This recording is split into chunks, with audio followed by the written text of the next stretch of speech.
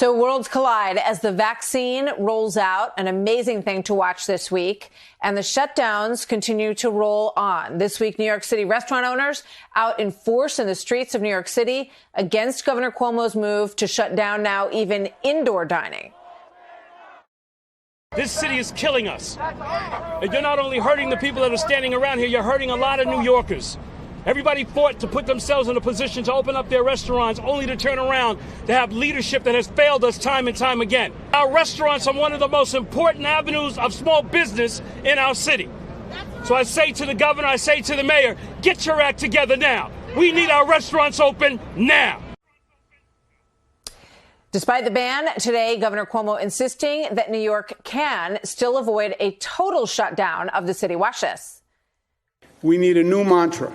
Our mantra has to be slow the spread, stop the shutdown. Slow the spread, stop the shutdown. Slow the spread, stop the shutdown. It's that simple. Okay, it's that simple. Joining me now, the man you saw speaking at the protest, Tony Herbert. He's the president and founder of the New York Multicultural Restaurant and Nightlife Chamber of Commerce, which is pretty much the heartbeat of the city of New York that has been really stilled over the course of the last 10 months. Tony, good to have you with us tonight. Tell us why you feel so strongly about this. I mean, most people that are listening to this do not have the experience that you and I do of walking down the street in New York every day and seeing all of these boarded up businesses and just wondering how on earth is this city ever going to come back to life? That's the concern. Our nightlife has been shattered by this pandemic. But actually, prior to that, we were getting hit upside the head anyway because of all this overtaxing about small businesses. So to turn around and say, hey, look, you've got to close because we feel that you're contributing to the high rates, that's a problem.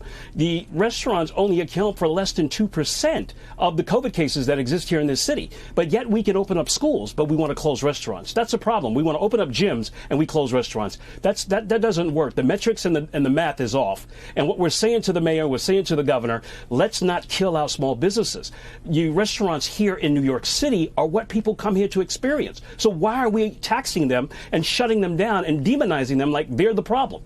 And when it's all said and done, these people take and save money up to do this. They retire from their companies, they open up these restaurants, and now to be told that you cannot operate a business here any longer, that's a serious issue. And we're going to be out on the front of this. I'm a proud member of the New York City Hospitality Alliance, and we're going to stand shoulder to shoulder with all of our associations to ensure that these politicians get the message, because their silence is deafening.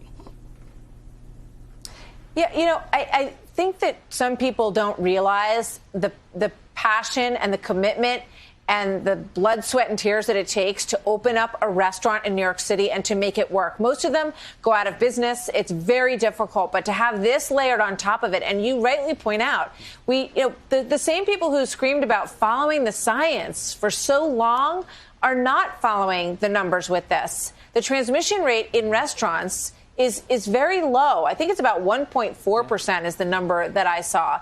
So, have you had any response from the governor to this point about the numbers not adding up and why he has been so targeted at these industries that really are the only thing that are going to bring the city back to life?